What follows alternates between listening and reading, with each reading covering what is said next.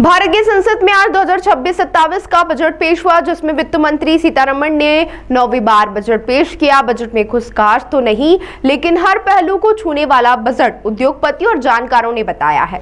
उद्योगपतियों का कहना है कि बजट में कुछ खास तो नहीं दिखा, लेकिन कुछ कम भी नजर नहीं आया। ऐसे में आम व्यक्ति के लिए कुछ खास घोषणाएं भी नहीं की गई।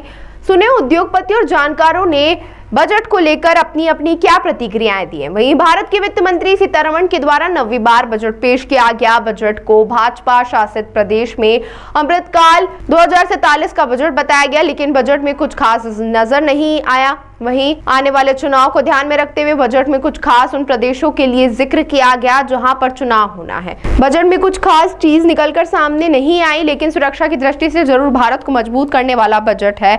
रक्षा बजट में 6.81 लाख करोड़ से बढ़कर 7.85 लाख करोड़ रुपए कर दिया गया है। वहीं सभी ने अपनी अपनी प्रतिक्रियाएं दी हैं। क्या उन्होंने कहा है, आप भी सुनिए।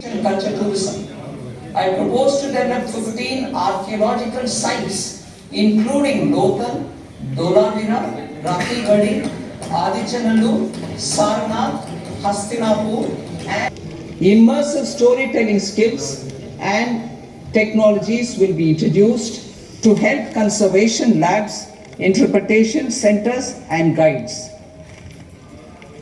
The sports sector provides job opportunities. Taking forward the systematic nurturing of sports talent, which is set in motion through the Khelo India program earlier, India mission to transform the sports sector over the next decade. The mission will facilitate. आज budget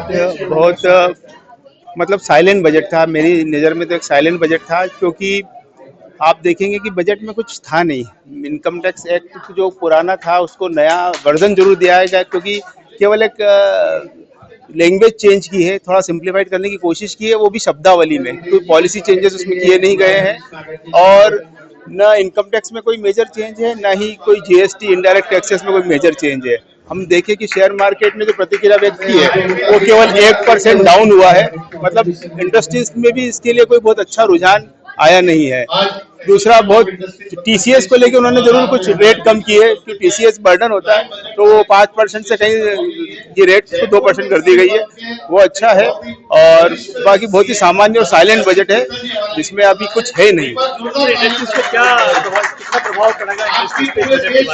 industries पे बहुत normal सा प्रभाव पड़ेगा, जैसी चलती आ रही थी वैसी चलेगी। केवल एक बाईबैक को लेकर जरूर जो इंडस्ट्रीज को एक वो था, बाईबैक को थोड़ा उन्होंने मुश्किल कर दिया, उस पर टैक्सेशन बढ़ा दिया है, तो इंडस्ट्रीज के लिए थोड़ा सा मुश्किल का दौर रहेगा, क्योंकि वो बाईबैक करके अपनी कैपिटल को बढ़ाना चाहती थी, तो वो बढ़ा नहीं पाएगी। हाँ जी, Narendra Kothari, CA Narendra Kothari, chartered accountant.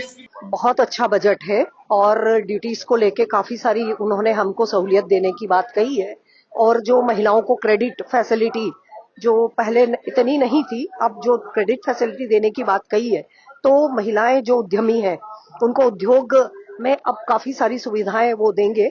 और बजट बहुत अच्छा उन्होंने महिलाओं को भी ध्यान में रखकर उन्होंने कहा है, और निश्चित रूप से ये भारत को अपग्रेड करने वाला बजट है। अगर ये पूरी तरह से इस बजट के हिसाब से मार्च तक सारी चीजें होती हैं, तो हमको पूरी उम्मीद है कि इनकम टैक्स और जिन चीजों को ये अभी उन्होंने क्लियर नहीं किया है, वो क्लियर करने के बाद टीडीएस है उसको कम किया है, बहुत सारी अच्छी उन्होंने जो सुविधाएं हमको देने की बात कही है, उससे हमारा जो उद्योग है वो बहुत बहुत उसको सुविधाएं मिलेंगी, आगे बढ़ेगा। और महिलाएं जो उद्योग कर रही हैं उनकी समस्याओं को भी वो ध्यान में रखेंगे और उनको सहूलियत देने की कोशिश इस बजट में की गई है, और उसका पूरा फायदा उद्योग को मिलेगा। सुनीता जैन, आईएमपी सिद्धि, सेक्रेटरी। मुझे ऐसा लगता है कि बजट 100% व्यापारियों की उम्मीद पे खरा उतरा है। व्यापारियों से ज्यादा मैं इंडस्ट्रीज वालों पे बोलूंगा।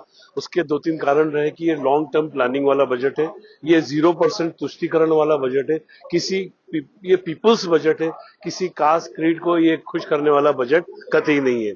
इंडस्ट्रियल ग्रोथ के लिए कोई 1000 करोड़ रुपए लगाए हैं, इसके अंदर सारी जो इंफ्रास्ट्रक्चर है इंडस्ट्रीज को, जो क्योंकि ये गवर्नमेंट अच्छी तरह से समझती है कि अगर इंडिया को स्ट्रांग बनाना है तो इंडस्ट्रीज को स्ट्रांग बनाना ही होगा। एग्रीकल्चर अपनी जगह है, पर इंडस्ट्री को स्ट्रांग बनाने से ही एक्सपोर्ट जो है वो बढ़ेगा, इंपोर्ट कम होगा। तो इसमें ईज ऑफ डूइंग बिजनेस पे ध्यान दिया गया है। कुछ हजार crore ease of doing business पे रखे हैं सरकार ने कि इंडस्ट्रियलिस्ट की जो पूरी एनर्जी है वो प्रोडक्शन में और सेल में और मार्केटिंग में जाए, बजाय सरकारी दफ्तरों के चक्कर लगाने के। तो हजारों करोड़ के जो सॉफ्टवेयर बनेंगे, हजारों करोड़ के जो इजी गोइंग काम इंडस्ट्रीज के लिए किया गया है। We industrialist appreciate this budget in one word. इसके अंदर जैसे रेल कॉरिडोर को दिया है, टूरिज्म को दिया है, सारी उन सेक्टर्स को बहुत अच्छी तरह से चिन्हित किया गया है, पॉइंट आउट किया गया है, जिससे इंडस्ट्री की ग्रोथ लगभग डबल होने की आशंका है। आपका नाम है? मैं Pramod Dafaria, past president association of industries. आज का बजट विकसित भारत 2047 की नींव है। आज के बजट में आप देखेंगे किसी प्रकार की कोई लोक लुभावन योजना नहीं है। आज पूरा बजट शुरुआत के 20 मिनट मैन्युफैक्चरिंग और प्रोडक्शन को समर्पित है।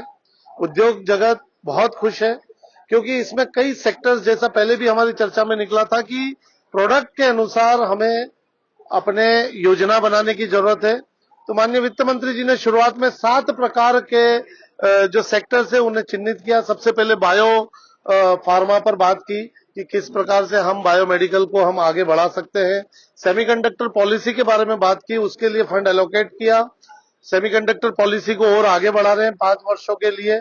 उसके बाद में रेयर अर्थ मैग्नेट्स की जो डिमांड है, जो चाइना हमें हमारे देश को दबाता है, सभी देशों को दबाता है, और उसका रॉ मटेरियल इंडिया के अंदर उपलब्ध है ओडिशा और केरला में। तो वहां पर बड़े उद्योग वहां पर उन रेयर अर्थ मैग्नेट्स बनाने के लगे, उसके लिए बात की है। प्लग एंड प्ले पार्क के लिए बात की है। 3 केमिकल नए पार्क बनेंगे, उसके लिए बात की है। 5 नए टेक्सटाइल पार्क बनेंगे जिसमें जो अपना यान है, फैब्रिक है, फॉर्मिंग है और सभी चीज, फैशन है, सभी चीज वहां पर उपलब्ध होगी। और इसके अलावा एमएसएमई चैंपियंस, एमएसएमई को लेकर चैंपियंस को कैसे क्रिएट करना, उनको किस प्रकार से सपोर्ट करना, उनकी पूंजी निवेश में क्या सहायता करना, किस प्रकार उनको व्यापार चलाने के लिए आवश्यक पूंजी की उपलब्धता करवाना और किस प्रकार एक्सपोर्ट को बढ़ावा मिले। तो देश अब अपने उस मॉडल पर चल चुका है, एक उड़ने के लिए तैयार है।